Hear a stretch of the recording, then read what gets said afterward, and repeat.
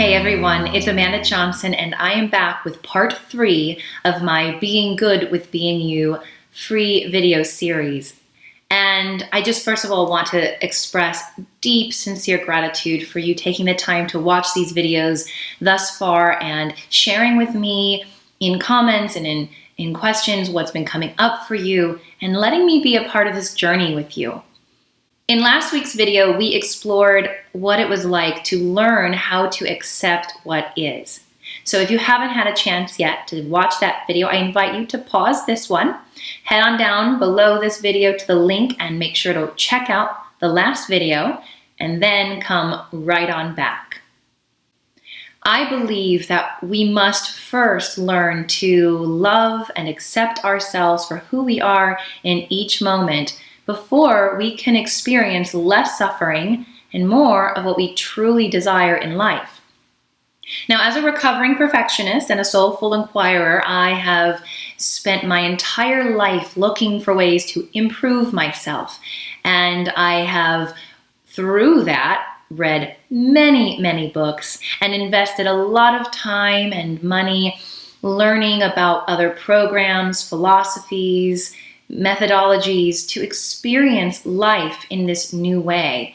And I can honestly say that I truly love and accept myself for who I am. And I desire nothing more than to share what I've learned with others. So in today's video, I would like to provide an example of sorts of how what we've been learning so far in this series has shown up in my own life actually quite recently, and then how I went from those parts of the puzzle to finally letting go of some of my fear and judgment. So when I was first starting out recording videos, I started to notice that my perfectionism was coming up pretty hardcore. I had this idea that it had to be just right. And I began to notice that with that mentality and that belief, it actually kept me from doing anything at all. I also noticed that I had this attachment to an idea that my videos needed to be just as good as Marie Forleo's right out of the gate. So once I befriended this perfectionism in me and the critic that wanted to tell me I wasn't good enough, and learned to accept that I didn't have an entire production team or a magnificent studio yet to record my videos, then I created some space between my ego and my observer. And by doing this, a lot of the fear and the judgment naturally began to fall away, and I began to let it go. And I was able to sit down and record my content while sitting on my brown IKEA couch in my poorly lit studio apartment. Eckhart Tolle reminds us that it is pointless to try to let go of our attachment to things. That really will only make it worse. What he reminds us to do is that by shining our awareness on our attachments, then that is the key. The more we can recognize what it is that we are attached to, whether or not that is a belief or a feeling or a desire or thinking that something should be a certain way, then those attachments will slowly fall away. Now again, there are concerns that come up like, well, that's really easy to say, but hard to do.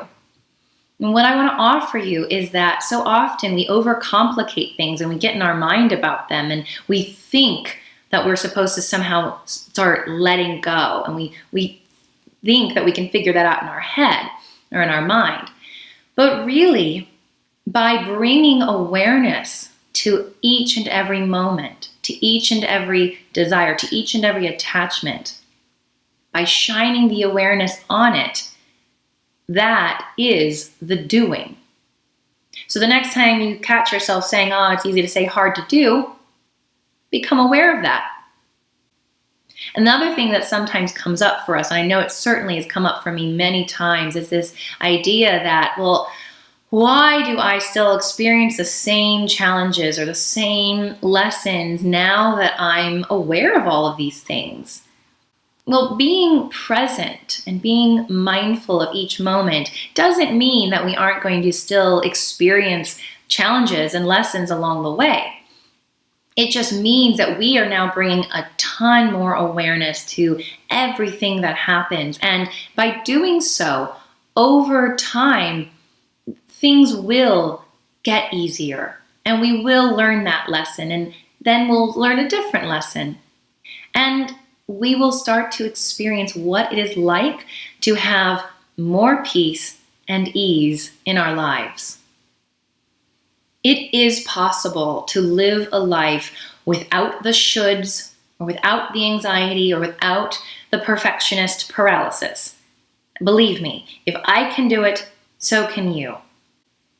And it is possible to live a life full of ease and joy, and no longer living a life dwelling in past mistakes or worrying about future mishaps.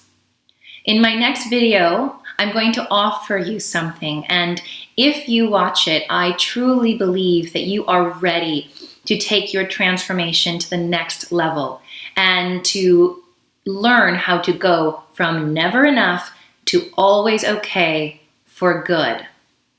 So be on the lookout for my next video because it is going to be a limited time offer.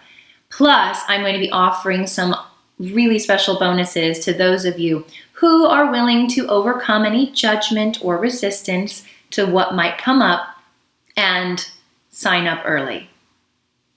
As always, I am so grateful for you to take the time to watch these videos and to help share these timeless reminders with others.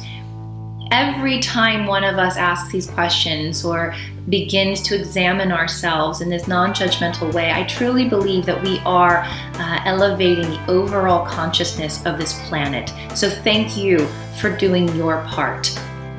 I look forward to seeing you in the next video, and until next time.